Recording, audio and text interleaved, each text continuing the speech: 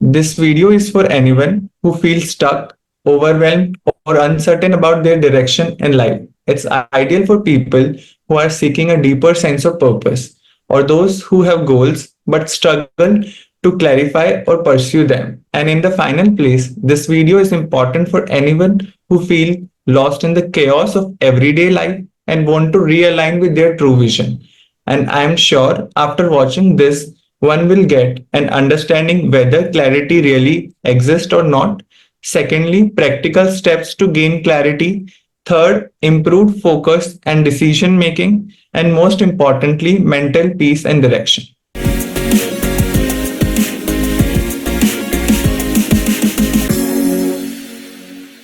नमस्कार मित्रों, आज फिर से हमारे साथ है हमारे प्रिय मित्र और छात्र यश Mittal.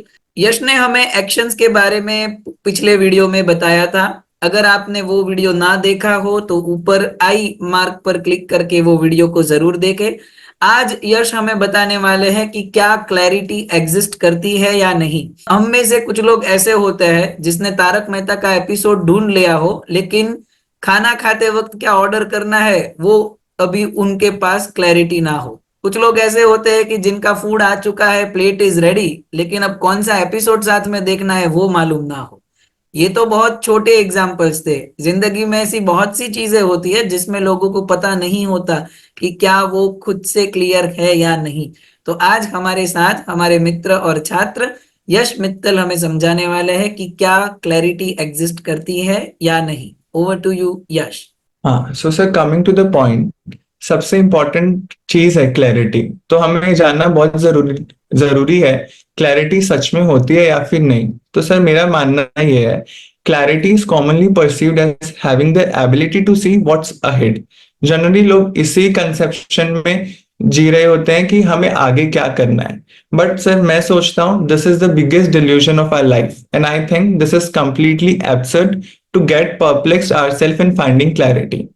Sir, I firmly believe that clarity means understanding of our own goals, priorities, and beliefs, which are dynamic in nature for each one of us. Sir, for instance, generally हमारे सबसे एनवायरनमेंट में पेरेंट्स होते हैं, school में teachers होते हैं, work life में boss जो भी होते हैं, वो बहुत सारी चीजें फेस करते हैं, सिचुएशंस आती जाती है और वो उसको फेस करते हैं। तो कोई थंब रूल नहीं है कि या फिर कोई हार्ड एंड फास्ट रूल है कि कैसे किस चीज को परसीव करना चाहिए। तो मेरे लिए क्लैरिटी का मीनिंग है चांसेस देना चाहिए अपनी चॉइसेस को।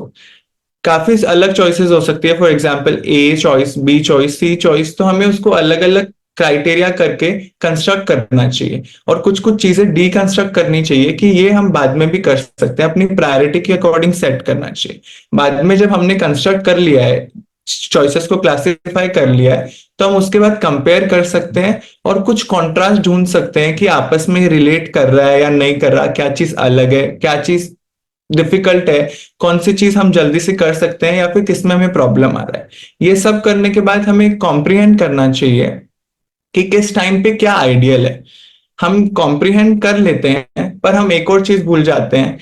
कभी कभी हमें लगता है ये चीज हमें सपोर्ट नहीं कर रही है, तो हमें हमारा जो एग्जिस्टिंग एनवायरनमेंट है उसके साथ कोरिलेट करना बहुत इंपॉर्टेंट है। इसीलिए वो जो चॉइसेस को चांस देते हैं वो अच्छे से फ्लो में जा पाएगी। और लास्टली जो सबसे इंपॉर्टेंट है, हमें अपना कॉन्शियंस यूज करना चाहिए।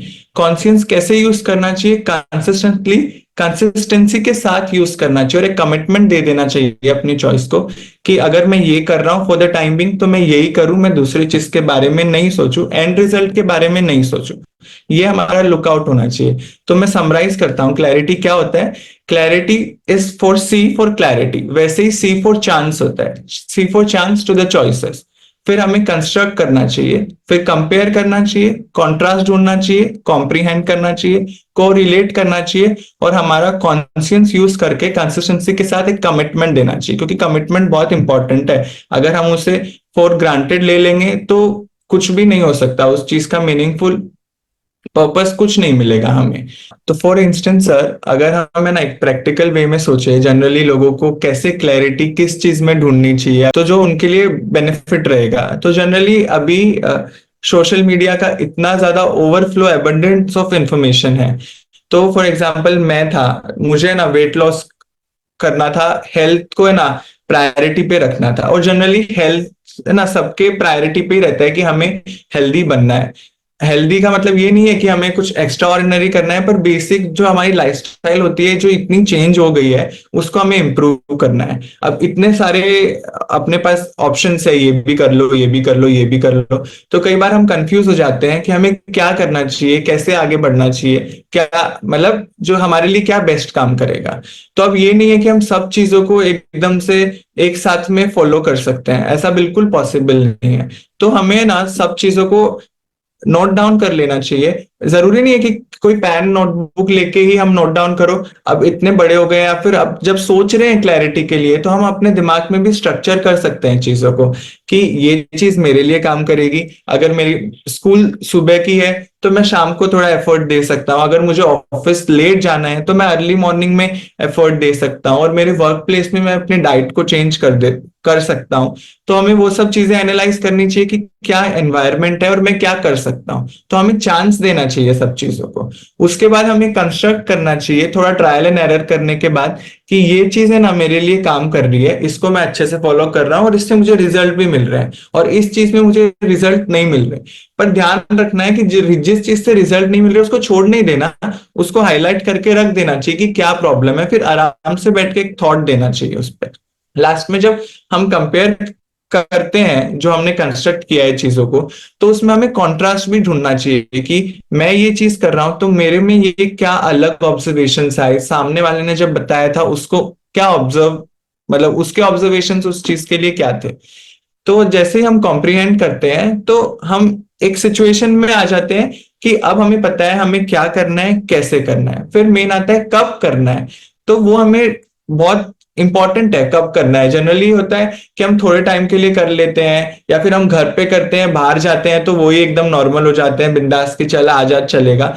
हमें कमिटमेंट दे देना चाहिए कि बस अब मैं ये चीज कर रहा हूं तो मैं कर ही रहा हूं। फिर हमें को रिलेट करना चाहिए कि मेरे एग्जिस्टिंग एनवायरनमेंट के साथ ये सपोर्ट कर रहा है। आप जनरली बोलेंगे जैसे जो स्कूल जाते हैं कि हमें सुबह 4 बजे उठ के रनिंग के लिए जाएंगे, पर अगर पेरेंट्स वर्किंग है, अगर वो 4 बजे नहीं उठ सकते हैं, तो हमें थोड़ा वो भी सोचना चाहिए, क्योंकि वो एक वीक फॉलो हो जाएगा, मैक्सिमम 2 वीक, उससे ज्यादा फिर वो नहीं होता है। वो सब चीजें वैसे की वैसी हो जाती है। जैसे मैंने वेट लॉस किया था, मेरा 102 वेट हो गया था, तो मुझे नहीं समझ में आ रहा था अब क्या करना है। और वो 12th के बाद मैंने जैसे ही लॉकडाउन आया, ये सब चीजें आई, तो दिमाग में था ही नहीं कि बस मिरर में अपने आप को देख के लगता था कि यार यश क्या हो गया है, तो इतना ध्यान रखता था, मुझे कोई क्लियर पिक्चर थी नहीं। और लॉकडाउन में तो फोन को स्क्रॉल करते जाओ, देखते जाओ, ये रील है तो इसमें ये बेस्ट बताया, ये फॉलो कर लो, ये फॉलो कर लो, तो उससे कुछ नहीं हुआ, बल्कि ना और हेल्थ खराब हो गई मेरी।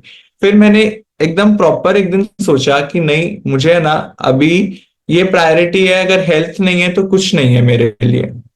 मेरे को क्योंकि उठने बैठने में ही प्रॉब्लम हो गई थी, मैं अपने आप को ऐसे मिरर में देख के खुश नहीं था कि क्या हो गया, मुझे ऐसे चिढ़ खुद से मतलब खुद से चिढ़ होने लग गई थी कि नहीं यश ये तो सही नहीं है। तो मैंने एक पूरा रूटीन बना लिया कि मुझे इस टाइम पे ये चीजें करनी है। जरूरी नहीं है कि मुझे बहुत सारी चीजें करनी है, पर 2 चीजें भी मैं करूंगा तो वो कंसिस्टेंटली और कॉन्स्टेंटली करना है मुझे। और मैंने कमिटमेंट दे दिया था कि यश इस बार मुझे करना है तो करना ही।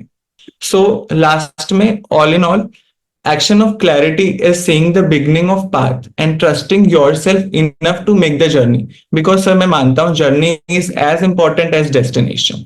जैसा मैंने स्टार्टिंग में बोला था, clarity is commonly perceived as having the ability to see what's ahead, but sir ऐसा नहीं होना चाहिए, हमें सामने का या फिर आगे का नहीं सोचना चाहिए। clarity is basically to feel within, that is very important। तो मित्रों, जैसा कि यश ने हमें बताया कि भाई अगर हमें कोई भी चीज पे क्लैरिटी चाहिए तो सबसे पहले हम इंटरनेट से या कोई भी जगह से सारी इंफॉर्मेशन और चॉइसेस को इकट्ठा करेंगे। ऐसे नहीं कि सबकी हम मानना शुरू कर दे, सबसे पहले सारी चीजें इकट्ठा करेंगे। उसके बाद हम एक प्लान कंस्ट्रक्ट करेंगे कि कौन कौन सी चीजें हमसे हो पाएगी, कितनी हो पाएगी, वो करने के लिए हमें क्या क्या एफर्ट करना पड़ेगा। उसके बाद हम कंपेयर करेंगे, चेक करेंगे कि इसमें से कौन सी चीज हमारे लिए चली या कौन सी चीज नहीं चली। अगर नहीं चली तो कोई बात नहीं, चेक करेंगे, पहले को रिलेट करेंगे कि हमारा जो एनवायरनमेंट है क्या उसमें वो फिट होता है या नहीं, क्या उसमें वो फिट बैठता है या नहीं। तो उसके बाद हम चेक करेंगे कि जो जो चीज चली हो उसको एक दिन करके छोड़ नहीं देंगे, कंसिस्टेंटली हम उसको रोज बरोज शुरू रखेंगे।